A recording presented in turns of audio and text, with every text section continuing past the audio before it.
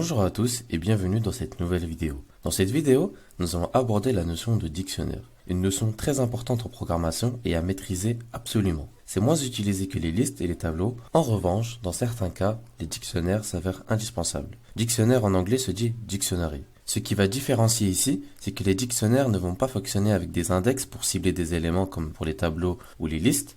Ici, on va parler de clés et valeurs.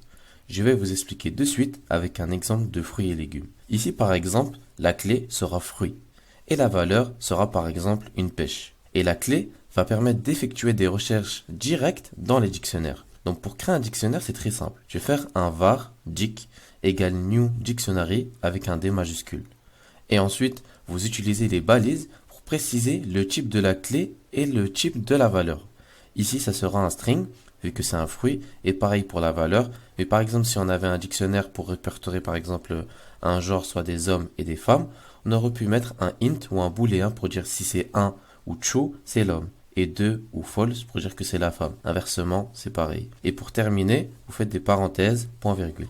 Encore une fois, j'ai mis var ici pour des questions de lisibilité. On aurait très bien pu mettre dictionary ici, parce que le type de notre dic, c'est bien dictionary de string string. On peut ajouter des valeurs dans notre dictionnaire, un peu comme une liste, avec une fonction add, et vous voyez ici, on doit passer la clé ainsi que la valeur. On reprend notre exemple fruit pêche d'en haut, on tape fruit, ensuite en dehors des guillemets, virgule, et on met notre pêche. On a vu la première syntaxe pour ajouter des éléments dans notre dictionnaire. Il en existe une autre. Vous reprenez le nom de votre dictionnaire, ensuite vous mettez des crochets et vous donnez la clé. Donc nous, la clé c'est un string, donc entre guillemets, et je mets légumes.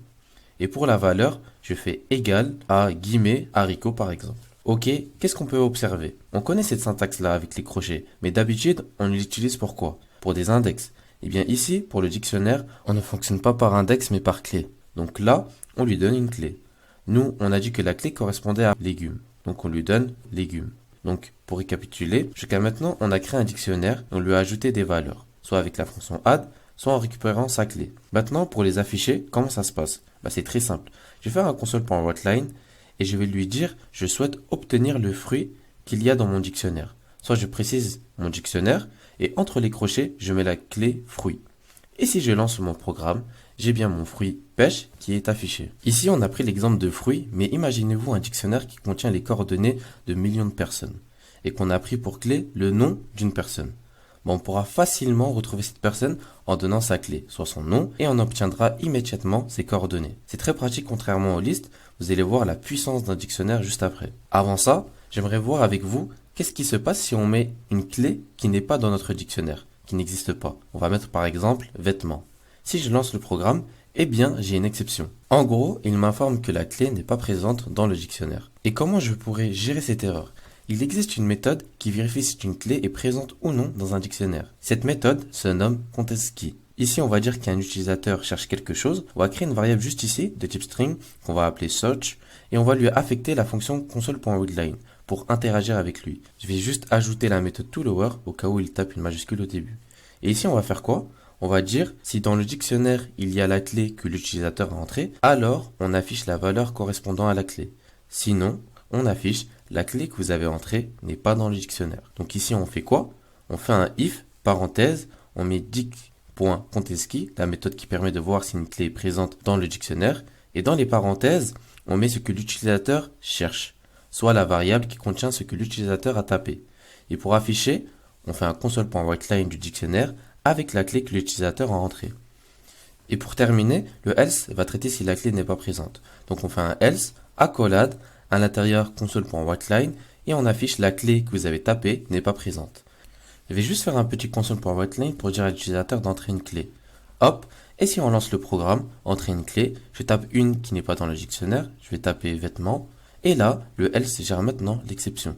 Si maintenant je relance le programme, je tape une qui est présente, soit légumes, j'entre et voilà, on a bien la valeur qui est affiliée à la clé.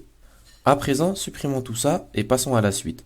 On va maintenant comparer la puissance des dictionnaires par rapport aux listes. Je vais créer en rapide un dictionnaire avec comme clé le prénom d'une personne et la valeur son âge. Soit je vais faire un var personne égale new dictionary, balise, la clé sera de type string vu que c'est des noms et cette fois-ci pour la valeur, je peux mettre le type int vu que ce seront des âges. Mais je vais laisser en type string pour la suite. Ensuite, je vais faire plusieurs add, personne.add, Parenthèse, le nom je mets Jason, l'âge par exemple 26, et je vais faire un copier-coller comme ça, c'est plus rapide. Je change juste le nom, ici je mets Thibaut 23, et le dernier, Djibril, et 18. Voilà. Maintenant, si j'ai envie d'afficher la valeur, soit l'âge d'une personne, j'ai juste à faire un console.writeLine du dictionnaire avec une clé comme ceci, n'est-ce pas? Maintenant, on va voir ce que ça donne en liste. Ici, on a deux choses à avoir, le nom et son âge. Donc ici, vu qu'on a deux informations par personne, on va devoir les conserver dans un tableau. Soit on va faire une liste qui contient des tableaux de deux éléments de type string. Voilà pourquoi juste avant, j'ai laissé l'âge en type string, car un tableau est fortement typé. Donc pour faire ça, on va faire un var list égale new list, balise, et ça va être une liste de quoi? De tableaux de string. Donc je fais string, crochet, et parenthèse, point virgule. Ensuite, pour ajouter, je fais un list.add. Le premier élément, on a dit que c'était JSON. Donc là, je rajoute quoi? Je rajoute un tableau de string, crochet et les accolades pour mettre JSON et son âge, soit 26. Vous voyez, ça, c'est une syntaxe qu'on a vue lorsqu'on a abordé la notion de tableau. Ici, c'est bien un tableau de string. Et ici, je ne suis pas obligé de mettre 2 parce que j'initialise directement les valeurs dans les accolades. Donc là, j'ai ma première entrée et je vais faire un copier-coller rapide pour faire la même chose avec les autres. Hop, et voilà, j'ai terminé. On peut continuer. Maintenant, comment je pourrais faire pour trouver la personne que va entrer l'utilisateur? Il va falloir qu'on boucle sur la liste. Et une fois que j'aurai trouvé la personne, eh bien, je pourrai alors obtenir son âge. Pour boucler, je vais faire un for int i égale 0, i inférieur à un list.count, count pour le nombre d'éléments dans ma liste, et i++. Ok, maintenant dans le for, on va regarder si le nom de la personne, c'est bien le nom que l'utilisateur a entré. Je vais juste faire un console.writeLine en haut pour lui dire d'entrer un nom et recréer une variable search qui contient la fonction console.writeLine. Si maintenant liste de i, soit ici je récupère le tableau, donc deux éléments, moi je veux comparer le nom, soit le premier élément du tableau, donc l'index sera 0. Ici je vais ajouter des crochets pour le récupérer et je mets 0. Après, s'il est égal au nom que l'utilisateur a entré, soit search, alors j'affiche son âge. L'âge est le deuxième élément, donc je mets cette fois-ci 1 entre les crochets. Et on fait un break pour sortir de la boucle s'il le trouve. Je lance le programme, je tape Djibril, et là, il m'affiche bien son âge. Vous allez me dire pourquoi faire tout ça? Ça revient à la même chose qu'en haut, n'est-ce pas? Oui, c'est vrai. Cependant, il y a une différence fondamentale entre le dictionnaire et la liste. Jason, Thibaut, Djibril, et là, c'est bon, on a trouvé Djibril, alors tu sors. Tandis que pour les dictionnaires, c'est différent. Ici, on n'a pas eu besoin de boucler, on a juste donné la clé dans le console.writeLine, et on a eu un accès direct à l'âge de la personne, sans avoir à boucler. Ici, on n'a que 3 personnes, mais imaginez, on soit sur une base de données avec des millions de personnes. Ça veut dire que dans ce cas, si on implémente notre algorithme de recherche avec une liste, ça serait vraiment très lent. Car à chaque recherche, on serait obligé de faire une boucle, de balayer quasiment toutes les données de la liste jusqu'à qu'on trouve la personne. Et ça, ce n'est pas très optimisé et efficace.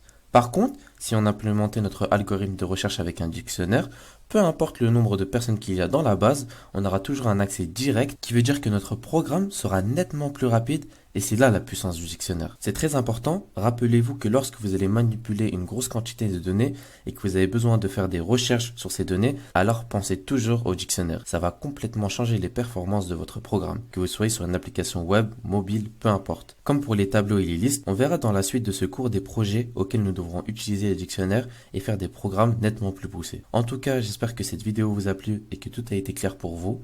Je vous dis à la prochaine dans une nouvelle vidéo.